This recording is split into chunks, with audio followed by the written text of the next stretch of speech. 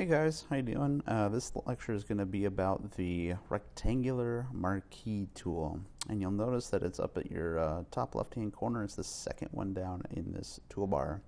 I've already got it selected. I'll just show you what else is in the menu here, and we'll go over the rest of these marquee tools later on, so we'll do a different lesson for each one of those, okay? So once I have my marquee tool selected, you'll notice I have this crosshair. And up top here you'll see a couple different options for selecting things. We're going to start with this new selection option up here selected. And you can see there's three other options that we're about to get into. So when we have this new selection option selected up there, this is what will happen. We can click on our image and we can drag, and we'll see that we can make any size rectangle that we want. Pretty cool, right? That allows you to select an area, and you can go and you can cut, you could copy. So let me show you how that works. Let's do a copy, file new, go OK, and we'll command V or edit paste, and you'll see that it pasted my selection. Okay, we're just gonna go ahead and close that out for now and not save it. So what's important to understand about this is that you can only select one section at a time. You see, when I start to click again, the old box disappears. Let's say we wanted to select more than one box at a time. We would come up to this add selection box, click that, and watch this. I can make a second box appear. I can even do 3 or maybe 4. You can do as many as you want. So now we're going to go ahead and say edit copy, file new, hit OK, and just paste this in there. See, it selected all 4 boxes and was able to copy everything.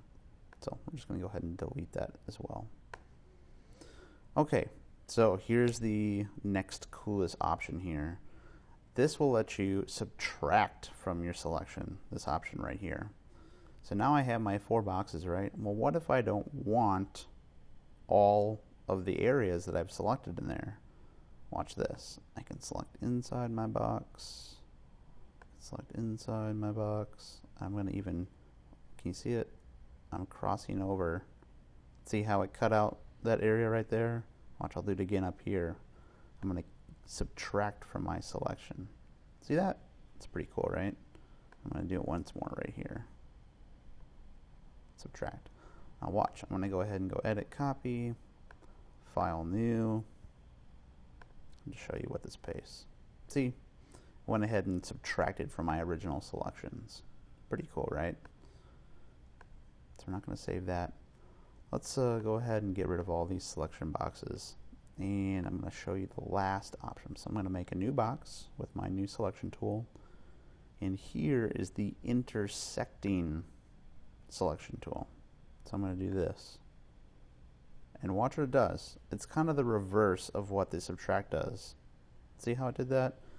It only selects what both boxes are covering. So let's say I wanted just this little area right here. I'm going to go ahead and now you can see that I have much more selected right now than should be, but as soon as I let go of this mouse click, it's going to only select this little box area right here. Boom. And then the same thing, edit copy, file new, just to show you what it does. And see, it only selected that little part of his forehead that I wanted. So I'm going to close this. Okay, so let's go back, kind of restart with this new selection and get rid of that. Now I'm going to show you what some of these other things do. So let's say I selected his face, kind of neck, and some of his shirt here. This feathering tool is going to take these hard edges and it's going to change them so that they're feathered. So they're going to be smooth, and it's kind of a slow gradient. Let's say I wanted a 40 pixel feathering. So reselect here. And you see how it's got the curved edges on there? That lets me know that it's feathered my selection. You'll see what I'm talking about. Edit, copy, file new. Now let's show you what it does. You see how it's it's done this. It hasn't given me a hard selected area, but rather it's feathered the edges of my selection. It's kind of a quick and easy way to take care of some cool graphic design stuff without having to go in there with an eraser tool or a blur tool.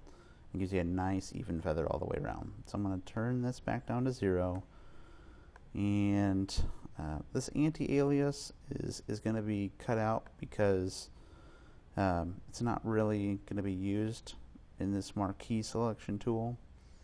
So we're going to skip over here to this style. So right now the style is set on normal, but let's say that we wanted to do a fixed ratio.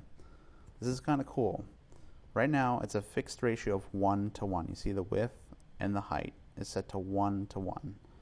So watch this. It doesn't matter what I do once I click, I'm always going to have a perfect square because my ratio is 1 to 1.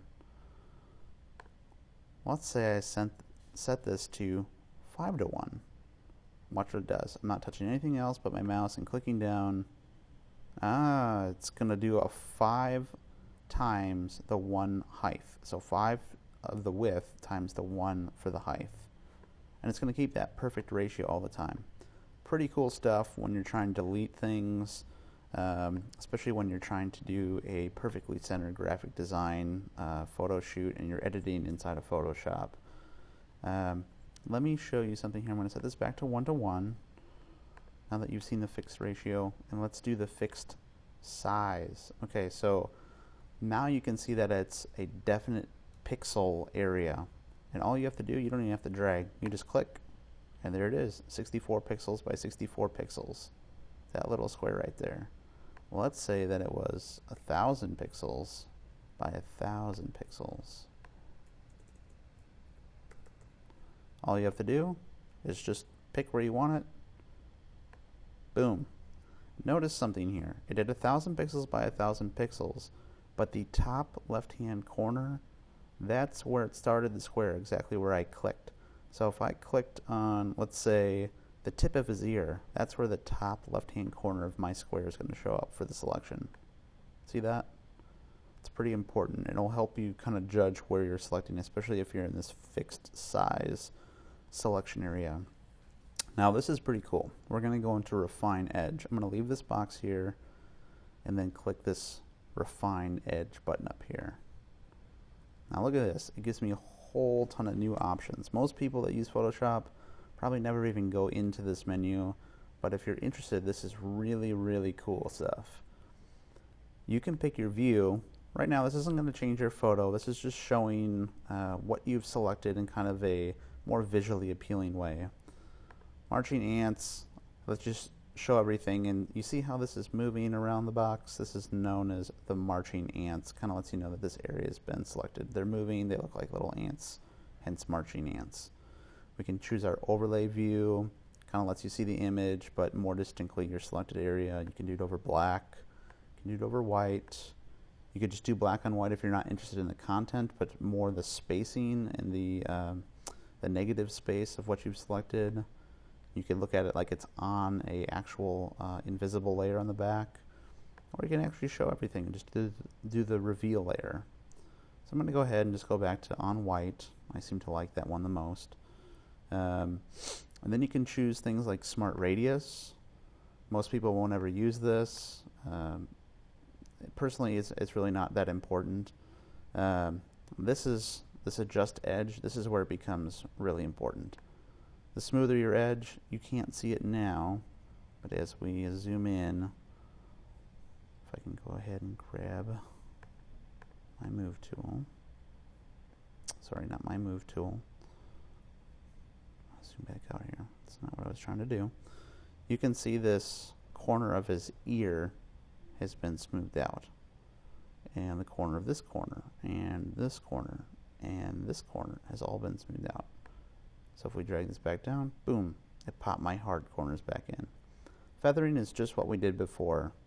If I crank this up, you'll notice that my selection, you see this? You see how it's kind of faded a lot more into it? It's saying, okay, the selection boundaries are not as important, but my feathering is. So we can go hard or soft. Contrast is going to kind of tighten that rain back in. So these two, feather and contrast, kind of work in opposition to each other. It's important to remember. So I'm going to turn these all back down. And you'll see that the shift edge for most people is not that important. So I'm going to go ahead and hit OK. And there you go. That is the rectangular marquee tool.